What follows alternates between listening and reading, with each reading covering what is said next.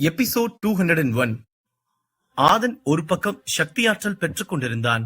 மறுபக்கம் வேந்தன் 3வது லெவல் லைட் ரேஸில் இருந்து சக்தியாற்றல் பெற்றுக் கொண்டிருந்தான். அப்போது அங்கிருந்த எக்ஸ்பர்ட்களுக்கும் மக்களுக்கும் ஒரு புதிய மாவீரர்களின் மோதல் ஏற்பட போகிறது என்று தெரியாது. அவர்கள் ஆதனும் வேந்தனும் தான் சண்டை போடுவார்கள் என்று எண்ணிக்கொண்டிருந்த போது அங்கு ஒரு மிகப்பெரிய ட்விஸ்ட் வந்தது. அது என்னவென்றால், மதுரா அகாடமியின் மாவீரன் நன்னன் மற்றும் சந்திரா அகாடமியின் புலிச்செல்வன் இருவரும் அவரவர் தியானத்தில் இருந்து ஒரே நேரத்தில் கண்களை விழித்தார்கள். இருவரும் ஒருவரை ஒருவர் நேருக்கு நேர் பார்த்து கொண்டே இருந்தார்கள். அதை பார்த்த சோமன், அடேங்கப்பா, இவனுக்கு 2 பேரும் வெறுமாண்டியும் கொத்தான தேவனும் அப்படியே 2 பேரும் மாறி மாறி பாத்துக்கிறாங்க, போங்கடா டே, போய் அடுத்த வேலையை பாருங்கடா என்று கிண்டலாக கூறினான். அதை கேட்டு மகிழன் சிரித்துவிட்டு, நீ சொல்ற ஆளுங்க கூட படத்துலதான் எதிரியா இருந்தாங்க சோமனு, ஆனா இவனுங்க 2 பேரும் எப்ப பார்த்தாலும் எலியும் பூனையுமா தான் இருப்பானுங்க. இன்னைக்குதான் ஏதோ சண்டை போடாம இருக்காங்கன்னு நினைச்சேன், ஆனா இவனுங்க 2 பேரும் பாத்துட்டு நிக்கிறத பார்த்தா சண்டை வந்துரும் போலதான் இருக்கு என்று கூறினான். ஓஹோ, இவனுங்க 2 பேருக்குள்ளயும் பல பிரச்சனை இருக்கா?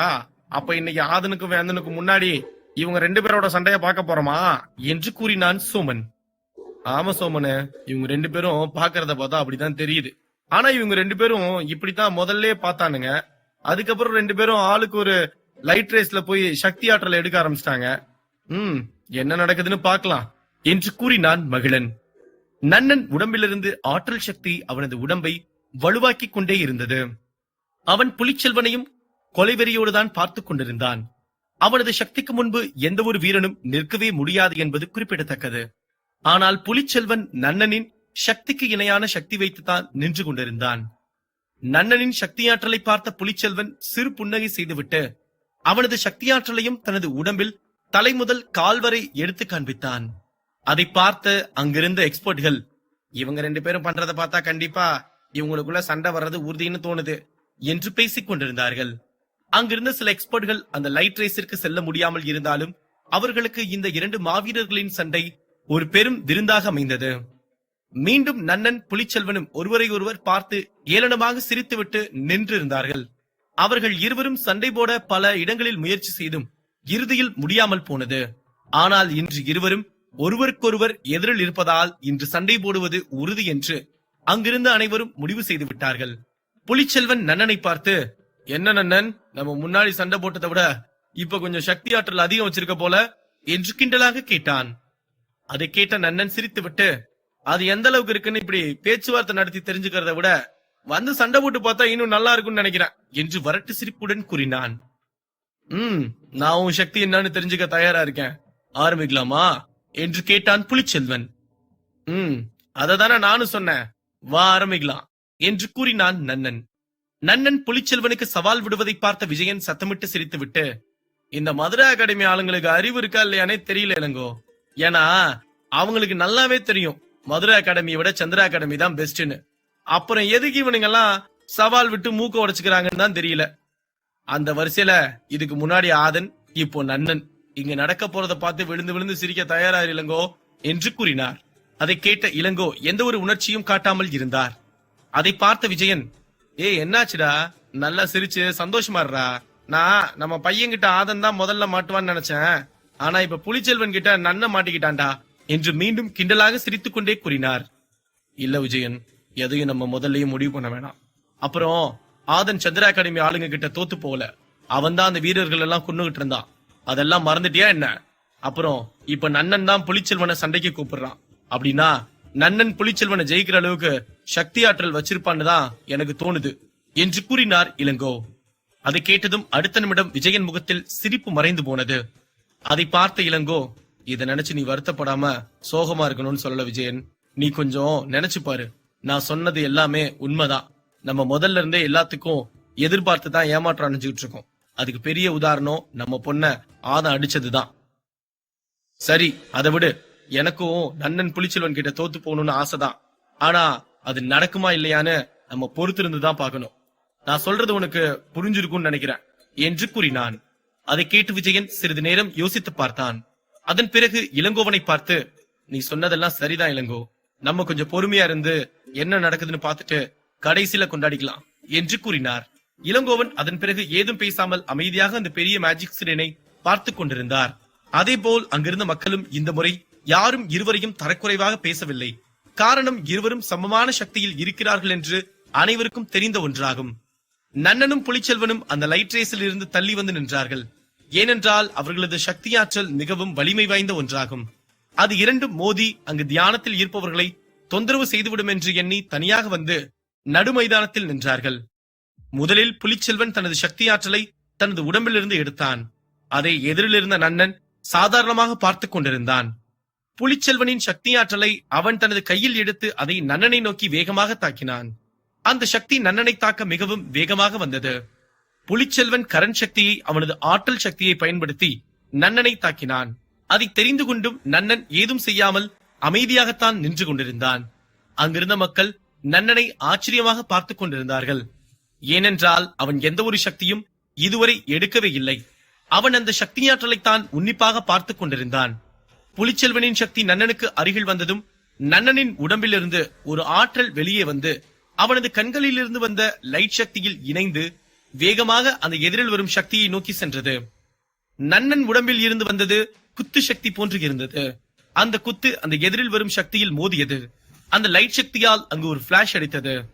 அந்த இரண்டு சக்தியும் மோதியது. அங்கு ஒரு நில அதிர்வு ஏற்பட்டது. இருவரும் மைதானத்தின் நடுவில் நின்று கொண்டிருந்ததால் அந்த சக்தி அந்த லைட் ரேஸ் வரையும் சென்றது. ஆனால் அங்கு இருப்பவர்களை எந்த ஒரு பாதிப்பும் ஏற்படுத்தவில்லை. அந்த சக்தி மோதிய தாக்கத்தில் அவர்களுக்கு எதிரில் இருந்த தரையே விரிசல் விட்டது. அதை பார்த்து அங்கிருந்த எக்ஸ்பர்ட்கள் அனைவரும் பேரதிர்ச்சி அடைந்தார்கள். அந்த சக்தியின் தாக்கம் இருவரையும் நடுங்க வைத்தது. ஆனால் நன்னன் தான் முதலில் தன்னை நிலைநிறுத்திக் கொண்டு புலிச்செல்வனை கோபமாக பார்த்துக் கொண்டிருந்தான். இருப்பினும் அந்த சக்தி நன்னனை எந்த ஒரு பாதிப்பையும் ஏற்படுத்தவில்லை. ஆனால் புலிச்செல்வன் அந்த தாக்கத்தை தாங்க முடியாமல் பின்னோக்கி 2-3 அடி சென்றான். புலிச்செல்வனின் கைகளும் உடம்பும் நடுங்க ஆரம்பித்தது. அவன் திடீரென்று கீழே குனிந்தான். அவன் வாயிலிருந்து ரத்த ரத்தமாக வந்தது. அதை பார்த்த விஜயன் மற்றும் இளங்கோவன் பேரதிர்ச்சி அடைந்தார்கள். அப்போது அவர்கள் அதிர்ச்சி அடைந்ததை பார்த்த தமிழ்ச்செல்வன், இங்க பல பேர் மதுரை அகாடமி வீரர்களை பலவீனமான ஆளுங்க நினைச்சிட்டு இருக்காங்க. அவங்களுக்கு எல்லாம் இந்த சண்டை கன்னத்துல அற விழுகாத குறையா இருக்கும்னு நினைக்கிறேன் என்று கிண்டலாக கூறினார். அதை கேட்ட இளங்கோவன், தமிழு, தேவையில்லாத பேச்செல்லாம் பேசிட்டு இருக்கேன்னு நினைக்கிறேன். நாங்க எப்போ மதுரை அகாடமி வீரர்களை தப்பா பேசணும் சொல்லு? நாங்க எப்பவும் எங்க அரசபுரத்து ஆளுங்களுக்கு தான் சப்போர்ட்டா இருப்போம்.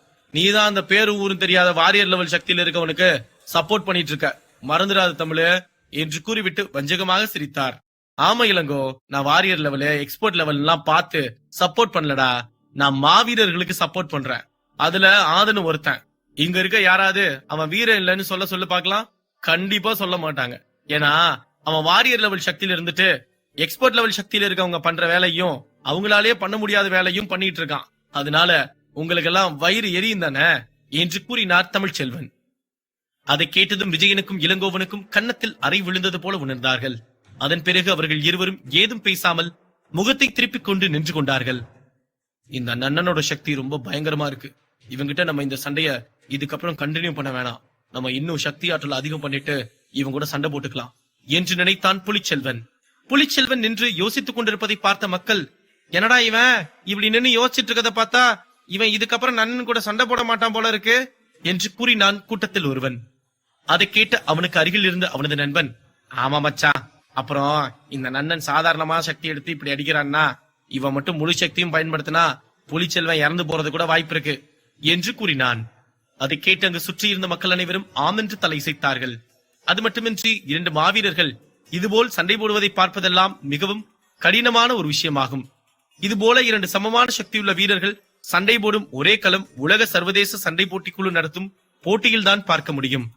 அங்குதான் பல வம்சங்கள் ஒரே களத்தில் பல வீரர்களோடு போட்டி போட்டுக் கொண்டும் சண்டை போட்டுக் கொண்டும் இருக்கும்.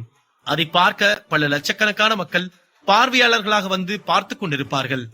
அப்போது நன்னன் புலிச்செல்வனை ஏளனமாக பார்த்து, உன்னால என்ன ஜெயிக்க முடியாதுடா, இப்ப மட்டும் இல்ல எப்பவும் நீ என்ன ஜெயிக்க முடியாது, அதுக்கு இதுதான் சாம்பிள் என்று கூறினான். அதை கேட்டு புலிச்செல்வன் முகம் வாடி போனது. அவன் அங்கிருந்த எக்ஸ்பர்ட்கள் அனைவரையும் சுற்றியும் பார்த்தான். அவர்கள் அனைவரும் நன்னனின் சக்தியை பற்றியும் புலிச்செல்வன் தோல்வியடைந்தது பற்றியும் தான் பேசிக் கொண்டிருந்தார்கள். அதை கேட்டு புலிச்செல்வனுக்கு மிகவும் சங்கடமாக இருந்தது. இருப்பினும் அவனது சக்தி நன்னனிடம் தோல்வி அடைந்ததை அவன் ஒப்புக்கொண்டான். புலிச்செல்வன் நன்னனை பார்த்து, உன் சக்தி ரொம்ப பயங்கரமா இருக்கு நன்னன், ஆனா உன்னை நான் என் வாழ்நாள்ல மறக்கவே மாட்டேன். நம்ம சீக்கிரமே வேற ஒரு இடத்துல சந்திப்போம் என்று கூறினான். அதை கேட்டு நன்னன் வரட்டு சிரிப்பு சிரித்து விட்டு, நான் எப்போ உன் கூட சண்டை போட தயாரா இருக்கேன் என்று கூறினான். அதை கேட்டதும் புலிச்செல்வன் ஏதும் பேசாமல் அமைதியாக அங்கிருந்து திரும்பி சென்றான். அதை பார்த்துவிட்டு நன்னன் திரும்பி அந்த லைட் ரேஸை பார்த்தான். அங்கு ஆதன் நின்று சக்தி ஆற்றலை எடுத்துக் கொண்டிருந்தான். அதை பார்த்ததும் பேரதிர்ச்சி அடைந்தான் நன்னன். இது அந்த ஆதன் தானே? இவன் வாரியர் லெவல் சக்தியை வச்சுட்டு என்ன இந்த லைட் ரேஸ்ல இருந்து வர்ற ஆற்றல் சக்தியை எடுத்துக்கிட்டு இருக்கான்?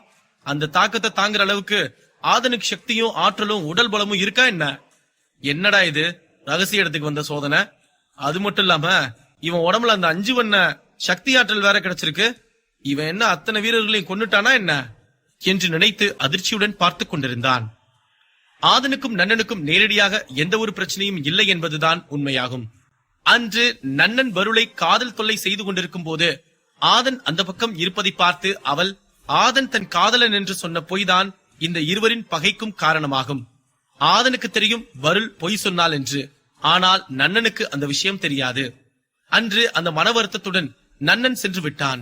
அதன் பிறகு ஆதன் வேட்டையனை கொன்றது நன்னனுக்கு தெரிய வந்தது. அப்போது வருள் சொல்லித்தான் ஆதன் வேட்டையனை கொன்றுவிட்டான் என்று நன்னன் தனக்குத்தானே நினைத்துக் கொண்டு ஆதன் மீது மேலும் வெறுப்பை அதிகப்படுத்திக் கொண்டான். அன்று முதல் நன்னன் ஆதனை கொல்ல வேண்டும் என்ற எண்ணத்தில்தான் சுற்றி கொண்டிருந்தான். இத்தனை நாட்கள் கழித்து அவன் இந்த ரகசிய இடத்திற்கு வரும்போதுதான் நன்னன் ஆதனை பார்த்தான். அது மட்டுமின்றி ஆதனை கொல்ல அந்த ரகசிய இடமெல்லாம் தேடினான் நன்னன். ஆனால் இறுதியாக இப்போது அவன் லைட் ரேஸ் ஆற்றல் சக்தி எடுத்துக் கொண்டிருக்கும் போதுதான் பார்க்கிறான். நன்னன் சிறிது நேரம் ஆதனை கோபமாக பார்த்துக் கொண்டே இருந்தான். பேசாம இப்பவே இவன் அந்த லைட் ரேஸ்ல இருந்து வெளியெழுத்து போட்டு கொன்றலாமா என்று நினைத்தான். அங்கிருந்த மக்கள் அனைவரும் நன்னன் என்ன செய்ய போகிறான் என்றுதான் பார்த்துக் கொண்டிருந்தார்கள். அதைவிட சோமனுக்கும் மகிழனுக்கும் தான் நன்னன் ஆதனை பார்த்துக் கொண்டிருப்பதை பார்த்து பதட்டம் அதிகமாகிக் கொண்டே இருந்தது. நன்னன் எடுக்கப் போகும் முடிவு என்ன? ஆதனுக்கும் நன்னனுக்கும் சண்டை வருமா? அடுத்தடுத்து கதைக்களத்தில் காத்திருக்கும் விறுவிறுப்பான நிகழ்வுகள் என்ன? எபிசோட் 202. நன்னன் ஆதனை கோபமாக பார்த்துக் கொண்டிருப்பதை பார்த்து அங்கிருந்த மக்கள் அவன் அடுத்து என்ன செய்ய போகிறான் என்று ஆர்வமாக பார்த்துக் கொண்டிருந்தார்கள். ஆனால் மறுபக்கம் சோமன் மற்றும் மகிழன் இருவரும் நன்னன் ஆதனை பார்த்து முறைத்துக் கொண்டிருப்பதை பார்த்து அடுத்து நன்னன் என்ன முடிவெடுக்கப் போகிறான் என்று பதட்டம் அதிகமானது. நன்னனும் ஆதனை நோக்கி வேகமாக சென்றான். அதை பார்த்த அங்கிருந்த மக்கள் அனைவரும் நன்னன் அடுத்தபடியாக ஆதனை அடிக்கப் போகிறான் என்று எண்ணிக்கொண்டிருந்தார்கள். மறுபக்கம் சோமனும் மகிழனும் பேரதிர்ச்சியுடன் நெஞ்சம் படபடவென அடிக்க பார்த்துக் கொண்டிருந்தார்கள்.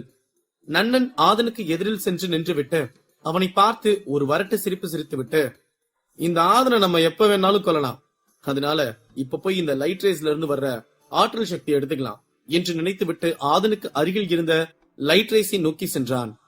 அதை பார்த்த மக்களுக்கு ஏமாற்றம் தான் மிஞ்சியது. ஆனால் சோமனும் மகிழனும் நிம்மதி பெருமூச்சு விட்டார்கள். ஆதனுக்கு அருகில் இருந்த லைட் ரேஸ் சக்தி ஆற்றல் எடுப்பது நன்னனுக்கு எந்த ஒரு ஆபத்தையும் தராது. அவன் அதிலிருந்து எளிதாக அவனுக்கு தேவையான ஆற்றல் சக்திகளை எடுத்துக் கொள்வான். நன்னன் அந்த லைட் ரேஸில் சென்று அவன் தனது தியானத்தை எளிதாகவும் வேகமாகவும் ஆரம்பித்து விட்டான். அங்கிருந்த மக்களும் எக்ஸ்பர்ட்களும் அவனை ஆச்சரியமாக பார்த்துக் கொண்டிருந்தார்கள். நன்னனுக்கு அருகில் புலிச்செல்வன் மற்றும் வேந்தன் என்று மூவரும் அடுத்தடுத்து லைட் ரேஸ் சக்தி ஆற்றல் எடுத்துக் கொண்டிருந்தார்கள். மூவரும் அங்கிருக்கும் மக்களின் மனம் கவர்ந்த வீரர்களாகும். இவர்கள் மூவரும் எந்த சண்டை போட்டிக்கு சென்றாலும் சரி, அங்கு அவர்கள் வென்றாலும் சரி, தோல்வியுற்றாலும் சரி, இவர்களது ரசிகர் பட்டாளம் மட்டும் என்றுமே குறையவே குறையாது. ஏனென்றால் இவர்கள் அந்தந்த வம்சத்தின் முக்கியமான பெருமை மிகு வீரர்களாகும். அது மட்டுமின்றி இவர்கள் சக்தியெல்லாம் மிகவும் வலிமையாகவும் சிறப்பாகவும் இருக்கும். அங்கு அந்த லைட் ரேஸ் சக்தி ஆற்றலை எடுத்துக் கொண்டிருந்த இந்த மூவர் தான் அங்கு மிகவும் வலிமையான வீரர்களாகும். அப்படிப்பட்ட மற்ற லைட் ரேஸில் இருக்கும் நபர்கள் அதிலிருந்து சக்தி ஆற்றல் எடுத்துவிட்டு வந்தாலும் அந்த 9வது லெவல் சக்தி வாய்ந்த லைட் ரேஸ் ஆற்றலை எடுப்பதற்கு முன்பு இந்த மூவருடன் சண்டை போட வேண்டும். அது முடியாது என்றால் மேலும் ஒரு வழி இருக்கிறது. அது என்னவென்றால் அந்த லைட் ரேஸில் இருக்கும் நபரை தாக்கி வெளியே இழுத்துவிட்டு அந்த ஆற்றலை பெறலாம். ஏனென்றால் நேரம் கடந்து போக போக அந்த லைட் ரேஸில் பலரால் சக்தி ஆற்றல் பெற முடியாது. ஒரு லைட் ரேஸில் ஒருவர் தான் சக்தி ஆற்றல் பெற முடியும். அதனால் அந்த மற்ற லைட் ரேஸ் சக்தி ஆற்றல் எடுத்துக் கொண்டிருப்பவர்கள் அந்த மூவரையும் தான் இறுதியாக வந்தடைந்தார்கள். ஆனால் இந்த மூவரின் சக்தி தெரிந்திருப்பதால் அந்த இடத்திலிருந்து தப்பித்தால் போதும் என்று செல்லத்தான் பெரும்பாலும் வாய்ப்புகள் இருக்கிறது. இந்த 9 லைட் ரேஸில் முதல் லைட் ரேஸ் கிடைக்கும் சக்தி எந்த ஒரு லைட் ரேஸிலும் கிடைக்காது. அதனால் பெரும்பாலும் அனைவருக்கும் அந்த முதல் லெவல் லைட் ரேஸில் தான் கண் இருக்கும். அதிலிருந்து சக்தி பெற்றுக் கொண்டு சென்று மற்ற லெவலில் அதை மேம்படுத்திக் கொள்ள வேண்டும். அங்கு சக்தி ஆற்றல் எடுத்துக் கொண்டிருந்த பெரும்பாலான வீரர்கள் வந்து இந்த மூவரின் இடத்தை வேடிக்கைதான் பார்த்துக் கொண்டிருந்தார்கள். அவர்கள் அப்படியே திரும்பி ஆதனை பார்த்தார்கள். ஆதன் அந்த மூவரையும் பார்த்துக் கொண்டிருந்தான். இந்த ஆதம் பாக்குறத பார்த்தா இந்த 3 பேர்ல யாராவது ஒருத்தனை அடிச்சுட்டு வந்து நின்றுவானா என்று கூறினான் ஒரு எக்ஸ்பர்ட். அதை கேட்ட அவனுக்கு அருகில் இருந்த எக்ஸ்பர்ட், ஏன்டா வாரியர் லெவல வச்சுக்கிட்டு அவன் வந்து இவங்க கூட எல்லாம் சண்டை போட்டு ஜெயிக்க போறாங்கிறதெல்லாம் பகல் கனவுடா. அப்படி ஆதம் வந்து இவங்க 3 பேர்ல யார் கூட சண்டை போட்டாலும் இவங்க அவனை கொல்றதுக்கு தயங்கவே மாட்டாங்க. ஏன்னா வேந்தனோட தங்கச்சி அடிச்சதுனால அவன் ஆதம் மேல கடுப்புல இருக்கான். அடுத்து நன்னன் கூட ஏதோ சலசலப்புன்னு சொன்னாங்க. அதனாலதான் அவர் ஆதனை முறைச்சிட்டு இருந்தாருன்னு பேசிக்கிட்டு இருந்தாங்க.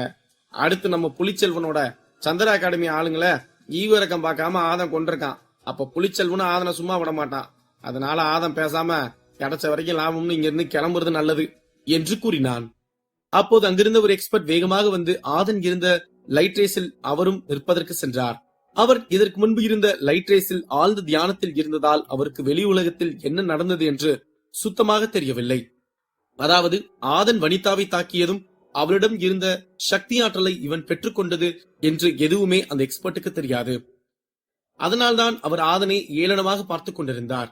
ஆதன் அந்த எக்ஸ்பர்ட்டை என்ன செய்ய போகிறானோ என்று அங்கிருந்த எக்ஸ்பர்ட்கள் அனைவரும் திகைத்து போய் ஆதனை பார்த்துக் கொண்டிருந்தார்கள். ஆதனுக்கு பின்னால் இருந்த அந்த எக்ஸ்பர்ட் அங்கு மக்கள் பேசிக் கொண்டிருப்பதை பார்த்துவிட்டு அவர்கள் ஆதன் வாரியர் லெவலில் இருப்பதையும் அவர் ஆதனை என்ன வேண்டுமானாலும் செய்து விடுவார் என்றும் தான் பேசிக் கொண்டிருக்கிறார்கள் என்று எண்ணிக்கொண்டார். அதனால் அந்த எக்ஸ்பர்ட் சற்று திமிராக ஆதனை பார்த்து, நீ இன்னும் சக்தி ஆற்றல் எடுக்கணும்னு நினைக்கிறியா என்ன என்று ஏளனமாக கேட்டார். ஆதன் அந்த எக்ஸ்பர்ட்டை பார்த்து, ஆமா, நான் இன்னும் சக்தி ஆற்றல் எடுத்துட்டு தான் போலான் இருக்கேன், அதுக்கு இப்ப என்ன சொல்ல வர்றீங்க என்று கேட்டான். அதை கேட்ட அந்த எக்ஸ்பர்ட், ஒரு வாரியர் லெவல் இருந்துட்டு எக்ஸ்பர்ட் லெவல் ஆளுங்க கிட்ட இப்படி திமிரா பேசுறியே, உனக்கு எவ்வளவு திமிர் இருக்கும், அடிக்கிறதுக்குள்ள இங்க இருந்து போடா முதல்ல என்று கோபமாக கத்தினார். அதை கேட்டதும் ஆதனுக்கு கோபம் வந்துவிட்டது. இருப்பினும் அவன் ஏதும் பேசவில்லை. அவன் அமைதியாக தலையை உயர்த்தி அந்த எக்ஸ்பர்ட்டை கோபமாக பார்த்துக் கொண்டிருந்தான். ஆதன் திமிராக தன்னை பார்த்துக் கொண்டிருப்பதை பார்த்த அந்த எக்ஸ்பர்ட், என்னடா எதுவும் பேசாம திமிரா பார்த்துட்டு இருக்க, உனக்கு வாழணும்னு ஆசை இருந்தா ஓடி போயிடு, இல்லனா நான் உன்னை கொல்றது கூட தயங்கவே மாட்டேன் என்று கூறினார். அந்த எக்ஸ்பர்ட்டை பொறுத்தவரை ஆதன் ஒரு வாரியர் லெவல் சக்தியில் இருப்பவனாகும். அவன் ஒரு எக்ஸ்பர்ட். அவர் சொல்வதை செய்ய மறுப்பது என்பது அவருக்கு மிகவும் கோபத்தை உண்டு பண்ணியது. அந்த எக்ஸ்பர்ட் அடுத்த வார்த்தை ஏதும் பேசாமல் அவர் தனது சக்தி ஆற்றலை வெளியெடுத்தார். அதை பார்த்த ஆதன் பயப்படாமல் இருப்பதை பார்த்து அவருக்கு சற்று சந்தேகம்தான் இருந்தது. இருப்பினும் அவர் அதை பற்றியெல்லாம் யோசிக்கவே இல்லை. அந்த சக்தி மிகவும் வலிமையானதாகும். அந்த சக்தியை அந்த எக்ஸ்பர்ட் ஆதனை நோக்கி தாக்கப் போகிறார் என்று அங்கிருந்த எக்ஸ்பர்ட்களுக்கு நன்றாக தெரிந்தது. ஆனால் ஆதன் அந்த தாக்குதலில் இருந்து தன்னை தற்காத்துக் கொள்ள எந்த ஒரு செயலும் செய்யாமல் இருக்கிறான் என்பதுதான் அவர்களது ஆச்சரியமே. இந்த ஆதன் என்ன லூசா, அவரோட தாக்குதல் வரப்போது அதை பார்த்துட்டு இவன் எதுவும் செய்யாம அப்படியே கல்லு மாதிரி நின்னுட்டு இருக்கான் என்று அங்கிருந்த மக்களில் ஒருவர் கூறினான். அதை கேட்டவனுக்கு அருகில் இருந்த மற்றொரு நபர், அவன் கல்லா இல்ல மலையானு உனக்கு இன்னும் கொஞ்ச நேரத்துல தெரியதான போதே என்று ஆதனுக்கு சார்பாக பேசினான். அந்த எக்ஸ்பர்ட்டின் சக்தி வந்து ஆதனை தாக்கியது. அங்கு மிகப்பெரிய சத்தம் உண்டானது. ஆதனின் திமிரால் தான் இவன் இப்போது இறந்து விட்டான் என்று மக்கள் பேசிக் கொண்டிருந்தார்கள். ஆனால் அந்த சத்தத்திற்கு பிறகும் ஆதன் எந்த ஒரு நடுக்கமும் இல்லாமல் எந்த ஒரு காயமும் இல்லாமலும் அந்த மக்களில் ஒருவன் சொன்னது போல ஆதன் மலை போல நின்று கொண்டிருந்தான். அதை பார்த்த அங்கிருந்த எக்ஸ்பர்ட்களும் மக்களும் அதிர்ச்சி அடைந்தார்கள்.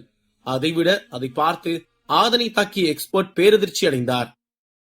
அப்போது ஆதன் நெஞ்சில் இருந்து ஒரு லைட் சக்தி வேகமாக சென்று அந்த எக்ஸ்பர்ட்டின் கையில் அடித்தது. அந்த எக்ஸ்பர்ட்டுக்கு கையில் சாக்கடித்தது போல் கை உதறுவதற்கு ஆரம்பித்தது. அப்போது அந்த எக்ஸ்பர்ட் ஆதனை பதற்றத்துடன் பார்த்துக் கொண்டிருந்தார்.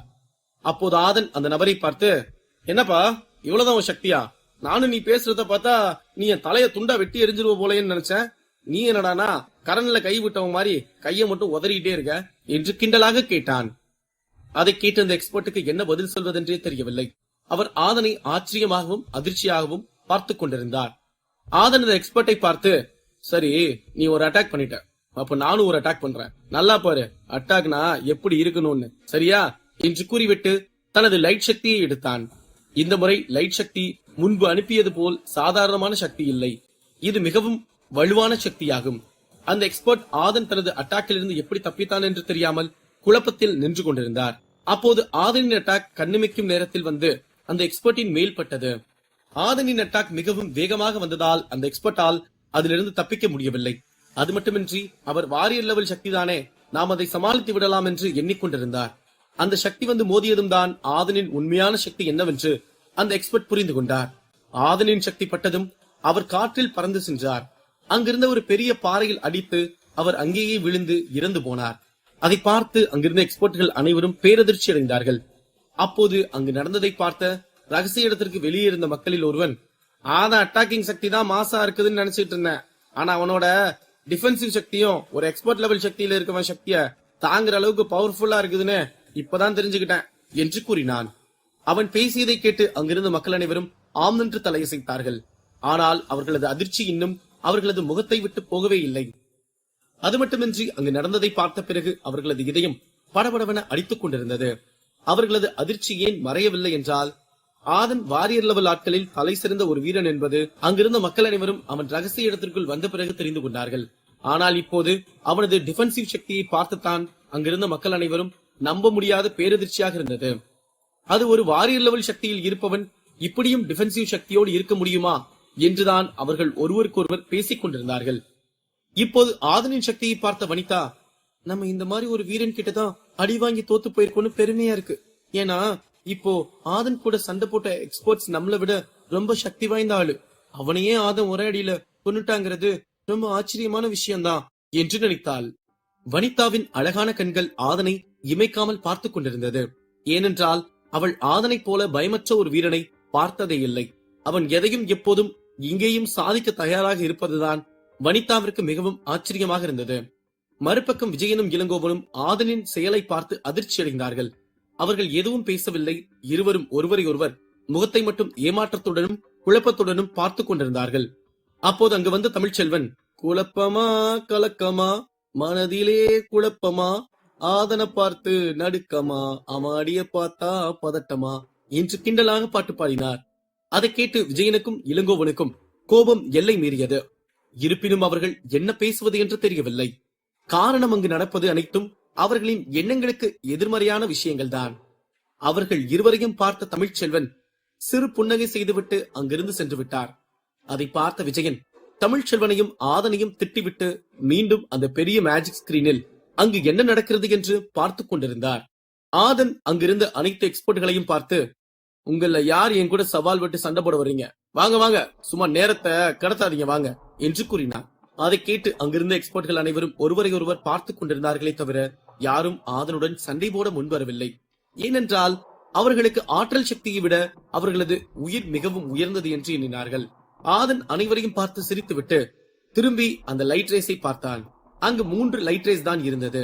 அதன் 3லும் வேந்தன், நன்னன் மற்றும் புலிச்செல்வன் தான் நின்று கொண்டிருந்தார்கள்.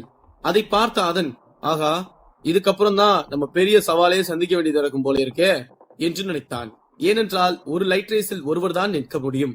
இப்போது ஆதன் சக்தி ஆற்றல் பெற வேண்டும் என்றால் இந்த மூவரில் ஒருவரை வெளியேற்றிவிட்டுத்தான் அவன் சக்தி ஆற்றல் பெற முடியும். ஆதன் அடுத்து எடுக்க போகும் அதிரடியான முடிவு என்ன? ஆதனுடன் சண்டை போட போகும் வீரன் யார்? அடுத்தடுத்து கதைக்களத்தில் காத்திருக்கும் சுவாரஸ்யமான சம்பவங்கள் என்ன? எபிசோட் 203. அந்த இடத்தில் விழுந்த லைட் ரேஸ் அனைத்தும் மறைய ஆரம்பித்தது. அங்கு முக்கியமான லைட் ரேஸில் வேந்தன், நன்னன் மற்றும் புலிச்செல்வன் நின்று கொண்டிருந்தார்கள். அதை பார்த்த ஆதன், ஆகா, இனிமேதான் நமக்கு சவாலே ஆரம்பிக்க போது போல இருக்கேன் என்று நினைத்துவிட்டு அந்த 3 லைட் ரேஸில் சக்தி ஆற்றல் பெற்றுக் கொண்டிருப்பவர்களையும் பார்த்து கொண்டிருந்தான். அதை பார்த்து அங்கிருந்த எக்ஸ்பர்ட்கள், இதுக்கப்புறம் ஆதன் என்ன பண்ண போறானே தெரியல, ஆனா என்ன கேட்டா அவன் இங்க இருந்து கிடைச்ச வரைக்கும் நல்லதுன்னு போறதுதான் நல்லது என்று கூறினான். அப்போது அவனுக்கு அருகில் இருந்த ஒரு எக்ஸ்பர்ட், எல்லாரும் ஒன்ன மாதிரியே இருக்க மாட்டாங்கடா, அவன் அடுத்து என்ன பண்ணலான்னு யோசிச்சுக்கிட்டு தான் இருக்கான்.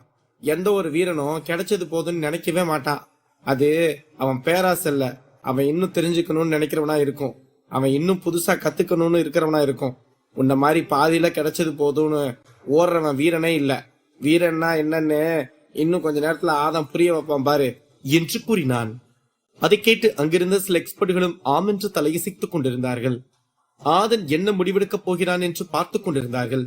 மறுபக்கம் ரகசிய இடத்திற்கு வெளியே இருந்த மக்கள் ஆதன் 3 மாவீரர்களையும் பார்த்து கொண்டிருப்பதை பார்த்துவிட்டு, ஆதன் என்ன முடிவெடுக்க போறானே தெரியலையே, ஆனா இங்க ஒரு பெரிய சண்டை நடக்க போதுன்னு மட்டும் எனக்கு தோணுது என்று கூறினான் ஒருவன். அப்போது அங்கிருந்த எக்ஸ்போர்ட் ஒருவர், எனக்கு தெரிஞ்ச ஆதன் அவங்க 3 பேர் கூடயும் சண்டை போட மாட்டான். ஏன்னா ஆதன் மாவீரனா இருக்கலாம், ஆனா அதுக்காக அவன் அந்த 3 வம்சத்து ஆட்களை எதிர்க்கிற அளவுக்கு ஆற்றல் சக்தி இருக்குமான்றது சந்தேகம்தான் என்று கூறினான். அதை கேட்ட அங்கிருந்த விஜயன் வஞ்சகமாக சிரித்தார். அப்போது இளங்கோவன் விஜயனை பார்த்து, விஜயன் எதுக்கு இப்ப சிரிச்சிட்டு இருக்க என்று கேட்டார். இல்ல, அங்க இருக்க ஒரு எக்ஸ்போர்ட் லெவல் ஆளு சொன்னதை கேட்டு சிரிச்சேன். அவன் நான் நினைச்சதான் சொன்னான் என்று விஜயன் கூறிவிட்டு அந்த எக்ஸ்பர்ட் சொன்னதை இளங்கோவிடம் கூறினான். அதை கேட்ட இளங்கோவன், இது சந்தோஷமான விஷயம்தான். இருந்தாலும் நான் முன்னாடியே சொன்னதை நீ மறந்துட்டேன்னு நினைக்கிறேன். அப்படி இல்லைனாலும் நான் மறுபடியும் சொல்றேன், தயவு செஞ்சு ஆதன் எதையாவது யோசிக்கும் போது இங்க சுத்தி இருக்கவன் என்ன சொல்றான்னு காது கொடுத்து கேட்காத. அது நல்லதா இருந்தாலும் சரி, கெட்டதா இருந்தாலும் சரி. ஏன்னா உனக்கே தெரியும், நம்ம யோசிக்கிறதுக்கு எதிர்மறையாதான் அந்த ஆதன் யோசிச்சுட்டு இருக்கான். நம்மளும் அமைதியா என்ன நடக்குதுன்னு பார்க்கலாம், பார்த்துட்டு கடைசியா என்னவா இருந்தாலும் அதுக்கப்புறம் முடிவெடுத்துக்கலாம் என்று கூறினான். நீ சொல்றது சரிதான். இருந்தாலும் அந்த ஆதனை பத்தி யாராவது பேசினா காது அவங்க பேசுறதுதான் கேக்குது, கண்ணு அவங்கள தான் பாக்குது. அதுதான் ஏன்னே தெரியல. சரி, எதுவா இருந்தாலும் நீ சொன்ன மாதிரியே பாத்துக்கலாம் என்று கூறினார் விஜயன். அதை கேட்டதும் இளங்கோவன் சரி என்றவாறு தலையசைத்து விட்டு அந்த பெரிய மேஜிக் ஸ்கிரீனை பார்த்து நின்றார். அங்கிருந்த மக்கள் அனைவரும் அடுத்த ஆதன் என்ன முடிவெடுக்கப் போகிறான் என்று தெரிந்து கொள்ள ஆவலாக இருந்தார்கள். ஆதன் யோசித்துக் கொண்டிருக்கும் போது அவனுக்கு பின்னால் இருந்து ஒரு நபர் வந்து ஆதனின் தோள் மீது கை வைத்தான். ஆதன் திடீரென்று பின்னால் திரும்பி பார்த்தான். அது வேறு யாரும் இல்லை, தமிழ்வாணன் தான். அதை பார்த்த ஆதன், என்னப்பா முதல் லெவல் சக்தி ஆற்றல் எடுத்துட்டியா என்று கேட்டான். முடிஞ்சது ஆதன். சரி, அது இருக்கட்டும். நீ ரொம்ப நேரமா எதையோ யோசிச்சுக்கிட்டே இருக்க. என்னன்னு சொன்ன என்னால முடிஞ்சா நான் கிளியர் பண்றேன் என்று கூறினான் தமிழ்வாணன். சூப்பர்ரா, நம்ம 2வது லெவல் சக்தி ஆற்றலுக்கு போயே ஆகணும் இல்லையா? ஆனா இங்க 3 தான் முக்கியமான சக்தி ஆற்றல் இடம் இருக்கு. அதுல எந்த ஆற்றல் சக்திக்குள்ள போறதுன்னு ஒரே டவுட்டா இருக்கு என்று கூறினான் ஆதன். ஆதன் பேசியதை கேட்ட அங்கிருந்த எக்ஸ்போர்ட்டுகளுக்கும் ரகசிய இடத்திற்கு வெளியேறின மக்களுக்கும் பேரதிர்ச்சி அடைந்தார்கள்.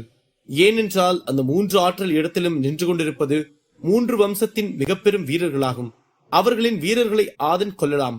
ஆனால் அந்த 3 அவன் சண்டை போட நின்றாலே அவர்கள் கொன்று விடுவார்கள் என்று மக்களுக்கு நன்றாக தெரியும். அப்படியா? சரி, அப்ப நீ புலிச்செல்வன் இருக்க இடத்துக்கே போ. நான் இந்த வேந்தன் இருக்க இடத்துக்கு போறேன். 2 பேரும் போய் ஆற்றல் சக்தி எடுக்க போலாமா என்று கூறினான் தமிழ்வாணன். அதை கேட்டதும் அங்கிருந்த எக்ஸ்பர்ட்டுகள் தமிழ்வாணனை ஆச்சரியமாக பார்த்தார்கள். ஏனென்றால் தமிழ்வாணன் ஆதனுடன் சாதாரணமான நட்புதான் வைத்திருக்கிறான் என்று எண்ணிக்கொண்டிருந்தார்கள். ஆனால் தமிழ்வாணனும் ஆதனும் உரிமையாக பேசிக் கொள்வதும் இருவரும் உரையாடி கொண்டிருப்பதையும் பார்த்து திகைத்து போனார்கள். தமிழ்வாணன் ஆதனுடன் சில நாட்கள் மட்டுமே பழகியிருந்தாலும் அவன் ஆதனை நன்றாக புரிந்திருந்தான். இருவரும் ஒரு சிறப்பான உறவு கொண்டிருந்தார்கள். ஆதனுக்கு சவால்கள் மிகவும் பிடிக்கும் என்று தமிழ்வாணன் அறிந்திருந்தான். அது மட்டுமின்றி ஆதன் நட்புக்கு மிகவும் முக்கியத்துவம் கொடுப்பவன். அதனால்தான் தமிழ்வாணன் அவனது எண்ணங்களையும் யோசனைகளையும் ஆதனிடம் வெளிப்படையாக பேசிக் கொண்டிருந்தான். அதை கேட்ட ஆதன், டேய் என்னடா குழப்பத்துல இருந்த என்ன 5 நிமிஷத்துல தெளிவாக்கிட்ட என்று கூறிவிட்டு கட்டியணைத்துக் கொண்டான்.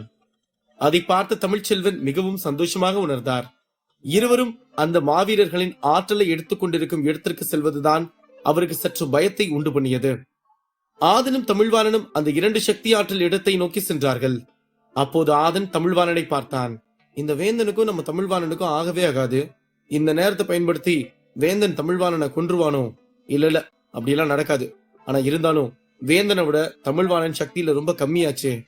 இருந்தாலும் அவன் போராடி பார்க்கணும்னு தான் போறான். அதனால நம்ம அவனை தடுக்க வேண்டாம். உனக்கு எதுவும் ஆகலைன்னா சந்தோஷம்தான் என்று நினைத்தான். அப்போது ஆதனுக்கு பின்னால் வந்து கொண்டிருந்த தமிழ்வாணன் தரையில் இருந்த ஒரு மண்டை ஓட்டில் தட்டிவிட்டு விழுவதற்கு சென்றான். அதை பார்த்த ஆதன் தமிழ்வாணனை பிடித்து விட்டான். என்னடா அவ்வளவு பெரிய மண்டை ஓடு இருக்கிறது கண்ணுக்கு தெரியலையாடா என்று கேட்டான் ஆதன். இல்லடா, நான் உன்னை பார்த்துட்டு வந்தேன், அதனால கீழே இருந்த மண்டை ஓட பார்க்கல. சரி விடு விடு என்று கூறினான் தமிழ்வாணன். ஆதன் சிறு புன்னகை செய்துவிட்டு, டேடே கண்ணு தெரியாம கால் தட்டி விட்டுட்டு என் பேர சொல்லி சமாளிக்க பாக்குறியா? முதல்ல பதட்ட இல்லாம மெதுவா போ, சரியா? இந்த ஆற்றல் இடம் அவ்வளவு சீக்கிரம் எல்லாம் மறைஞ்சு போகாது என்று கூறினான். அதை கேட்டு தமிழ்வாணன் சிரித்துவிட்டு சரியென்று தலையசைத்தான். தமிழ்வாணன் வேந்தன் ஆற்றல் சக்தி எடுத்துக் கொண்டிருக்கும் வழியை நோக்கி செல்வதை பார்த்த அரசபுரத்தின் முக்கியமான பொறுப்பில் இருக்கும் பெரியவர்களே அதிர்ச்சி அடைந்தார்கள். அப்போது அங்கு நடப்பதை பார்த்த விஜயன், இந்த தமிழ்வாணனுக்கு மரணம்னா என்னன்னு தெரியல, அதை தெரிஞ்சுக்கதான் என் பையன் இருக்க சக்தி ஆற்றல் இடத்துக்கு போயிட்டு இருக்கான் என்று கூறிவிட்டு வஞ்சகமாக சிரித்தார். அதை கேட்டு தமிழ்ச்செல்வனுக்கு கோபம் வந்தது. இருப்பினும் அவர் ஏதும் பேசாமல் அமைதியாக நின்று கொண்டிருந்தார். ஏனென்றால் தமிழ்வாணன் சக்தி பலவீனமானது இல்லை என்றாலும் அவன் வேந்தனின் சக்தியை விட சற்று குறைவாகத்தான் வைத்திருப்பவனாகும். விஜயனும் இளங்கோவனும் தமிழ்வாணனை கிண்டல் செய்து பேசிக் கொண்டிருக்கும் போது தமிழ்ச்செல்வன் அந்த பெரிய மேஜிக் ஸ்கிரீனை பதட்டத்துடன் பார்த்து கொண்டிருப்பதை பார்த்த விஜயன், டே தமிழ, அங்க என்ன பாத்துக்கிட்டு இருக்க? என் பையனெல்லாம் உன் பையன் எதிர்த்து நிக்க கூட முடியாது. இதுல இவரு என் பையன் கூட சண்டை போட வர்றாருன்னா உன் பையன் இன்னைக்கு சாக போறத நீ உன் 2 கண்ணால பார்க்க போற என்று தமிழ்ச்செல்வனை பார்த்து ஏளனமாக பேசினான் விஜயன். அதை கேட்டதும் தமிழ்ச்செல்வனுக்கு கோபம் வந்துவிட்டது. அவர் வேகமாக திரும்பி விஜயனை பார்த்து, எல்லாத்தையும் ஆரம்பிக்கும் போதே சொல்லிட முடியாது விஜயன். தமிழ்வாணன் வேந்தனை விட சின்ன பையன்தான். இருந்தாலும் அவன் கோழ இல்ல. அதுவும் இல்லாம ஒருவேளை வேந்தன் தமிழ்வாணன் அடிக்கலாம், ஆனா என் பையனை கொல்ல எவனாலும் முடியாது, சரியா என்று கோபத்தில் கத்தினார். தமிழ்ச்செல்வனின் வார்த்தைகள் ஈட்டி போல சென்று விஜயனின் நெஞ்சில் குத்தியது. அரசபுரத்தின் மாஸ்டர் இறந்து போக இருப்பதால் தமிழ்ச்செல்வனுக்கும் விஜயனுக்கும் போர் வர இருப்பது உண்மைதான். அதனால் தமிழ்ச்செல்வன் விஜயனுக்கு பயந்து போக வேண்டும் என்ற எந்த ஒரு அவசியமும் இல்லை என்பதால் தான் அவர் கோபமாக கத்தினார். அதை கேட்ட விஜயன் நக்கலாக சிரித்துவிட்டு, நீயும் மூச்சு விடாம பேசுற, சரி என்னதான் நடக்குதுன்னு பார்க்கலாம் என்று ஏளனமாக கூறினார். அதன் பிறகு அனைவரும் அமைதியாக திரும்பி ரகசிய இடத்தில் என்ன நடக்கிறது என்று பார்க்க ஆரம்பித்தார்கள்.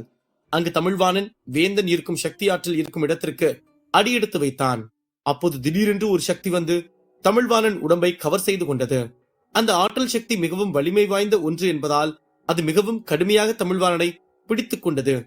இருப்பினும் அவன் தொடர்ந்து முன்னேறி சென்று கொண்டுதான் இருந்தான். அவன் அந்த ஆற்றல் சக்தியை மெல்ல மெல்ல ஏற்றுக்கொள்ள ஆரம்பித்து அதன் பிறகு சிறிது தூரம் சென்றதும் தமிழ்வாணன் வேந்தனுக்கு பின்னால் வந்து நின்றான். அப்போது அந்த ஆற்றல் சக்தி இடத்தில் சிவப்பு நிறமான லைட் எரிந்தது.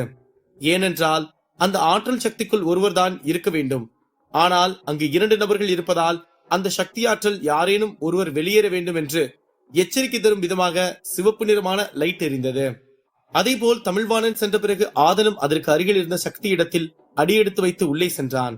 அவன் சற்றும் தாமதிக்காமல் புலிச்செல்வன் இருக்கும் இடத்தை நோக்கி வேக வேகமாக சென்றான். இவர்கள் இருவரும் செய்வதை பார்த்த அங்கிருந்த மக்கள் மற்றும் எக்ஸ்பர்ட்களின் இதயம் பக்பக் என்று துடித்தது. அப்போது அங்கிருந்த ஒரு எக்ஸ்பர்ட், இந்த 2 பேரும் சக்தி ஆற்றலை தேடி போற மாதிரி தெரியல, சாவை தேடி போற மாதிரி தான் தெரியுது என்று கூறினான். ஆமாமா, சரியா சொன்ன. ஏன்னா வேந்தன் புலிச்செல்வன் சக்தி எல்லாம் எவ்வளவு வலிமையான ஒண்ணு, அத போய் இந்த 2 பேரும் எதிர்த்து சண்டை போட போறாங்களா? இவங்க 2 பேரும் போன வேகத்துல வெளியே வர போறாங்க பாரு என்று மற்றொரு எக்ஸ்பர்ட் கூறினார். அங்கிருந்த எக்ஸ்பர்ட்கள் பேசியதை கேட்ட அங்கிருந்த வனிதா, இந்த தமிழ்வாணனுக்கு என் அண்ணனோட பலத்தை பத்தி நல்லாவே தெரியும். அப்புறம் என்ன தைரியத்துல உள்ள போயிருக்கானே தெரியல. ஆனா ஆதனோட சக்தி வாரியர் லெவல்ல இருந்தாலும் அவன்கிட்ட புலிச்செல்வன் கூட சண்டை போடுற அளவுக்கு சக்தி இருக்கு. ஆனா இந்த சண்டையில ஆதன் ஜெயிப்பானா இல்லையான்னு காத்திருந்துதான் பார்க்கணும் என்று நினைத்தாள். வனிதாவும் புலிச்செல்வனும் சந்திரா அகாடமியின் வீரர்களாகும். ஆனால் புலிச்செல்வனின் சக்தி ஆற்றல் பற்றியும் அவனது வலிமையை பற்றியும் வனிதா நன்கு அறிந்திருந்தாள். புலிச்செல்வனுக்கு வாரியர் லெவல் சக்தியில் இருப்பவன் எல்லாம் ஒரு பொருட்டே இல்லை. இருப்பினும் ஆதன் சில தந்திரமான சக்திகளை கற்று வைத்திருப்பதால் தான் வனிதா சற்று பயந்து கொண்டிருந்தாள். அந்த இருவரும் 2 பக்கம் உள்ளே நுழைந்ததை பார்த்த சோமன், என்னப்பா சும்மா பேசிட்டு இருந்த மாதிரி இருந்துச்சு, டக்குன்னு முடிவெடுத்து இவ்வளவு வேகமா உள்ள போறாங்க, அதுலயும் ஆதம் என்னடானா மூட போற ரேஷன் கடையில ரேஷன் வாங்க போற மாதிரி வெடுக்கு வெடுக்குன்னு போறான் என்று கூறினான். அதை கேட்டு அங்கிருந்த கூட்டத்தினரும் மகிழனும் சிரித்தார்கள். ஆமா சோமனே, இருந்தாலும் இதுக்கப்புறம் என்னவாக போகுதுன்னு தான் பயமா இருக்கு. ஏன்னா புலிச்செல்வன் சந்திரா அகாடமியோட சிறந்த மாவீரன். அப்படியே இன்னொரு பக்கம் பார்த்தேன்னா எங்க அரசபுரத்தோட மாவீரன் வேந்தன். ஆனா நம்ம ஆளுங்க 2 பேரும் சக்தி கம்மியா இருக்க மாதிரி இருக்கு. அதுதான் என்னவாக போதோன்னு பயமா இருக்கு என்று கூறினான் மகிழன். எதுவா இருந்தாலும் பார்த்துதானே ஆகணும். ஏன்னா போர்க்களத்துல இறங்கிட்டு அச்சச்சோ நான் பெரிய ஆளுங்க கூட எல்லாம் சண்டை போட மாட்டேன், எல்லா மக்கு வீரர்களும் வாங்கன்னு சொல்ல முடியாதுல என்று கூறினான் சோமன். அதுவும் சரிதான் என்று கூறினான் மகிழன். இருவரும் அங்கு பார்த்து கொண்டிருந்தார்கள். அங்கிருந்த அரசபுரத்து மக்களும் சரி, எக்ஸ்போர்ட்களும் சரி, வேந்தன் சக்தி வாய்ந்தவன் என்று தெரியும். ஆனால் அவன் தமிழ்வாணனை எப்படி அடித்து வெளியே வீசப் போகிறான் என்று பார்க்கத்தான் அனைவரும் காத்துக் கொண்டிருந்தார்கள். மறுபக்கம் ஆதனின் பலம் சிறப்பாக இருந்தாலும் அவன் புலிச்செல்வனோடு எப்படி சண்டை போட போகிறான், அவன் என்னென்ன சக்தி வெளிப்படுத்த போகிறான் என்று தெரிந்து கொள்ளதான் அனைவரும் காத்துக் கொண்டிருந்தார்கள். வேந்தன் தனக்கு பின்னால் யாரோ நின்று கொண்டிருப்பது போல உணர்ந்தான். அவன் மெல்லமாக கண்களை திறந்தான். அதன் பிறகு அப்படியே திரும்பி பார்த்தான். அங்கு தமிழ்வாணன் நின்று கொண்டிருந்தான். தமிழ்வாணனை பார்த்த வேந்தன், என தமிழே சாவ தேடி வந்திருக்க என்று கிண்டலாக கேட்டான். உன் வசனம்லாம் நல்லாதான் இருக்கு. ஆனா நான் உன் வசனத்தெல்லாம் கேட்க வரல. நான் உன்னோட சக்தி ஆற்றல் என்னன்னு சோதிக்க வந்திருக்கேன். உனக்கு என் கூட சண்டை போடுறதுல எந்த ஒரு ஆட்சேபனையும் இல்லையே என்று வரட்டு சிரிப்புடன் கேட்டான் தமிழ்வாணன். அதை கேட்டதும் வேந்தன் சத்தமிட்டு சிரித்து விட்டு, ஏன்டா டே, ஒரு குறும்பாடு அருவாளை கடிச்சிட்டு வந்து கசாப்பு கடைக்கு முன்னாடி நின்னுட்டு அந்த கசாப்பு கடைக்காரனை பார்த்து என்ன வெட்டுங்கன்னு கேட்டா அந்த கசாப்பு கடைக்காரன் வேண்டாம் நான் சொல்லுவான் என்று கேட்டான். அதை கேட்டதும் தமிழ்வாணனுக்கு கோபம் மேலும் அதிகமானது. அவன் தனது சக்தி ஆற்றலை உடம்பிலிருந்து எடுக்க ஆரம்பித்தான். அங்கிருந்த எக்ஸ்போர்ட்கள் மற்றும் மக்களும் அவரவர் இடத்திலிருந்து எழுந்து அங்கு என்ன நடக்கப் போகிறது என்று பார்த்து கொண்டிருந்தார்கள். தமிழ்வாணன் வேந்தனுடன் சண்டைக்கு செல்வானா? தமிழ் செல்வனுக்கு காத்திருக்கும் அதிர்ச்சி என்ன?